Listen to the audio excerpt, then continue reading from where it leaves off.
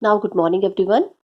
Now, let's begin with the COVID guidelines. As we all are aware that we are in unlock 5. So there are certain guidelines which are very important, and you should follow these guidelines.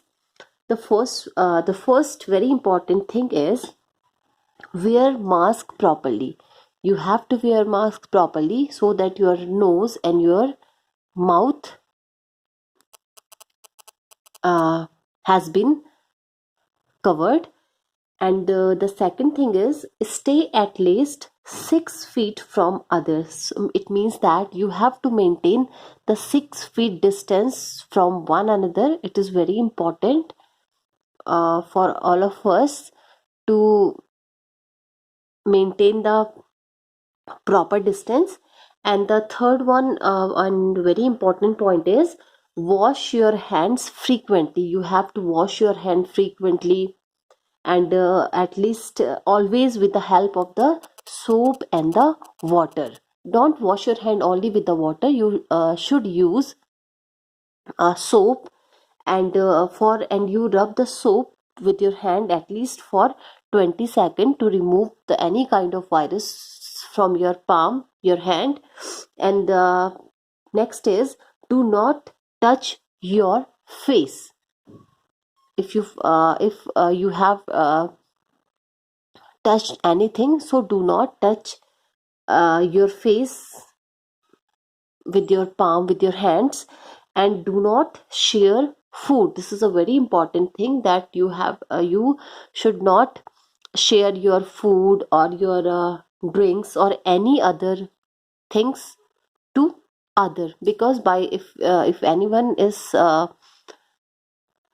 will be suffering from any kind of a virus. So if you share the things with these peoples, so you can easily get any kind of a virus. You can easily infected by the any kind of a virus. So it's very important that do not use or do not share anything with any other people. Now let's come to the topic. Our topic is thermodynamic is the chapter, and this is the part 5 of the lesson thermodynamics. And today's topic is energy. So you all are aware of the word energy. It is a very uh, common word. It is a very common word.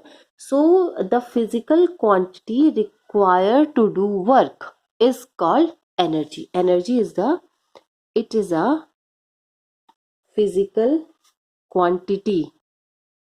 It is a physical quantity required to do a work.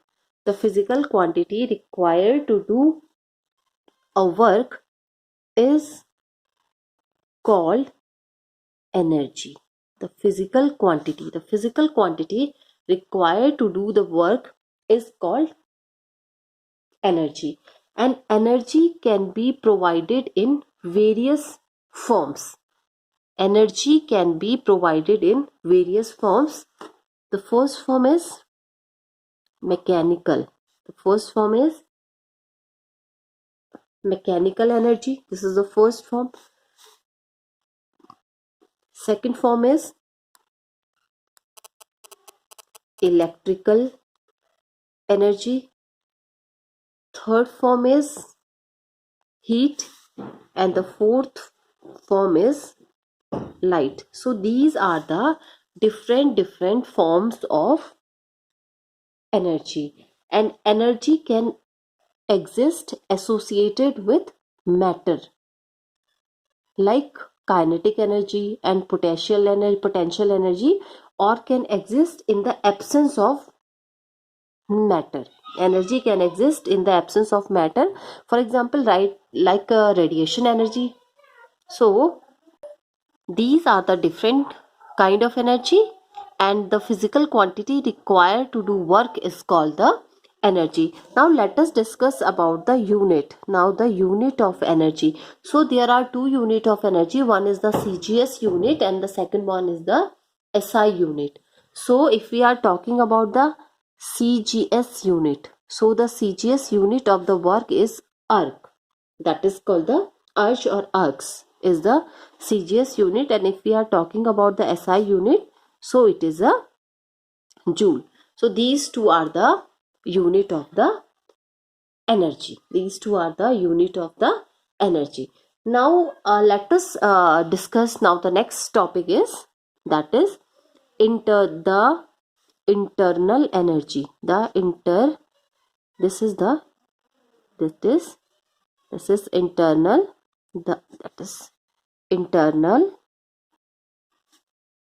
energy.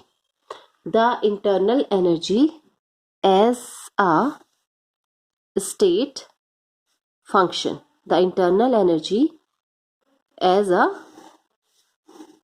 state function. The internal energy as a state function. So every system is associated with a definite amount of energy. Every system has a definite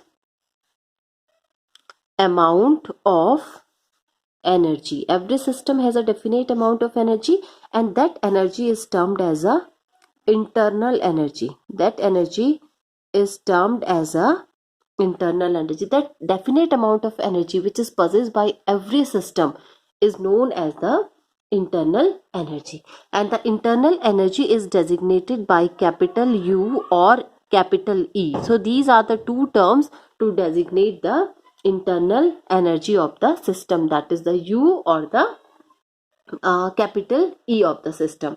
And it is the internal energy is the sum of the chemical, electrical, mechanical or any other form of energy that anyone may think of. Means internal energy is the sum of all type of energy, and these all type of energy are maybe chemical energy, maybe electrical energy, maybe mechanical energy.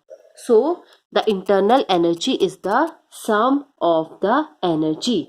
And however, sometimes the gravitational energy is generally neglected. Gravitational energy is generally neglected, while rest of the other energies, that is the mechanical, electrical or chemical energy, is altogether they abbreviated as the internal energy.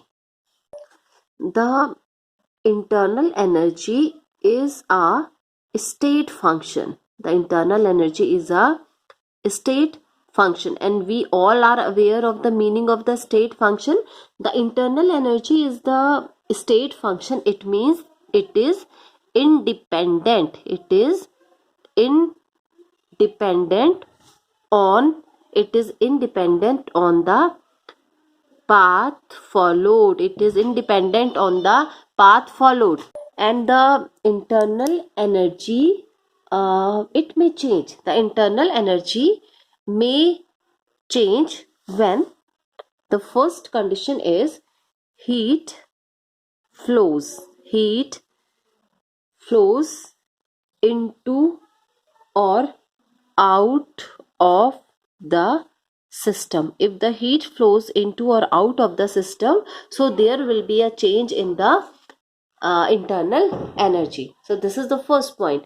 And the second point is the internal energy may be changed when the second condition is when work is done on or by the system. Work is done on or by the system. This is the second point. And the third point is that is matter enters or leaves. Matter enters or leaves the system. Matter enters or leave the system. So these are the factor.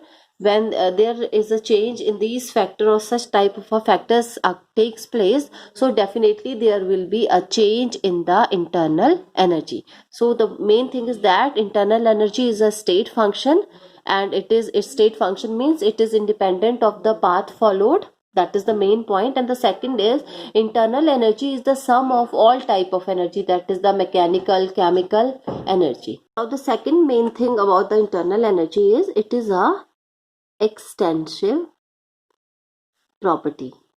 It is a extensive property. Internal energy is a extensive property. And what is the meaning of extensive property? That is, it depends upon the mass of the substance. It depends upon the mass of the substance. It depends upon the, it is an extensive property and it depends upon the mass of the substance. And the absolute value of the internal energy, possessed by a substance cannot be calculated. Because why it is not calculated? Because it is not possible to predict the exact values of the different form of energy, and thus we can just calculate the change in the internal energy, that is delta U. Change in the internal energy is delta U, which is achieved by changing the state of the system, and delta U is achieved when there is a change in the state of a system. Now the next topic of this lesson is first law of thermodynamics.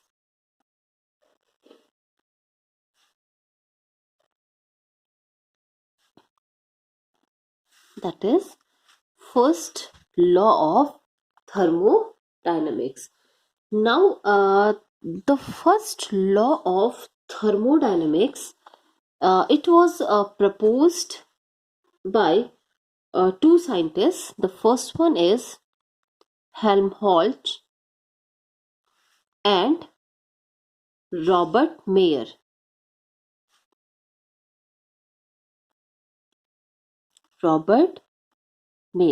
So Helmholtz and Robert Mayer proposed the first law of thermodynamics, and they stated that Helmholtz and Robert stated that energy of an isolated system is constant. Energy of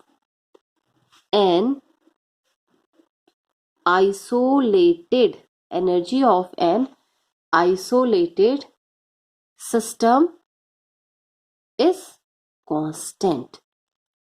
Energy of an isolated system is constant. The energy is constant.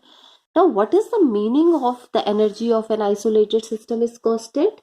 That is, energy, in a more elaborated form, we can say that energy can neither be created and nor be destroyed. Energy can neither be created and nor be destroyed, but